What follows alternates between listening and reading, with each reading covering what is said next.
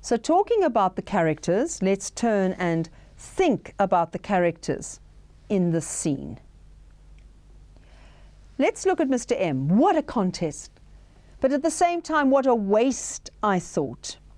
Yes, you heard me correctly, a waste. They shouldn't be fighting each other. They should be fighting together. If the sight of them as opponents is so exciting, imagine what it would be like if they were allies. If those two stood side by side and joined forces, they could take on anybody and win. So this is his vision. And it is a vision of unity and cooperation between racial groups. But also, we've got this idea of waste. And I want you to pay careful attention that if people stand side by side, if people join forces, you can take on any problem and you can conquer that problem. And if you don't act like that, then lives are wasted. And for Mr. M, that is an absolute tragedy. He is tormented with the idea that lives will be wasted when there is such potential. And he tells Isabel that he has seen wasted young lives. He talks about wasted people and wasted chances.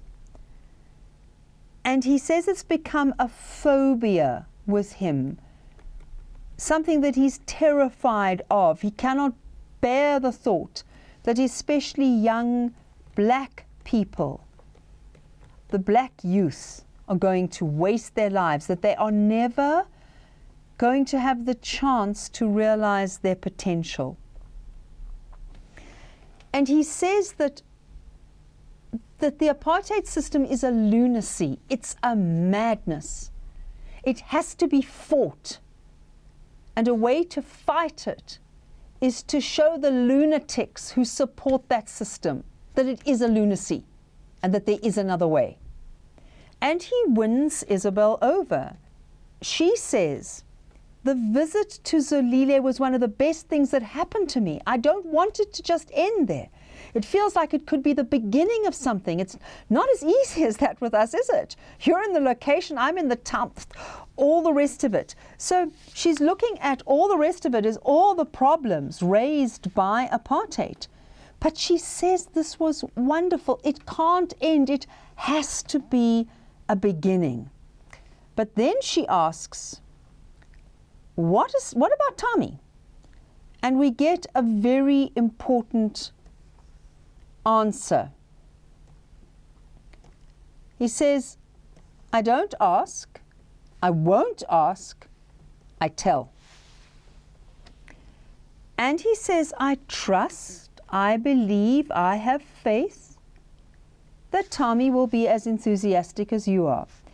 And then he uses this phrase that is going to be repeated throughout the rest of the play. So, in what way is he an old-fashioned traditionalist? Old-fashioned suggests that he harks back to the past, way things were done in the past. So he's not modern, he doesn't believe in new trends, the old ways are good. And that's also in the word traditionalist.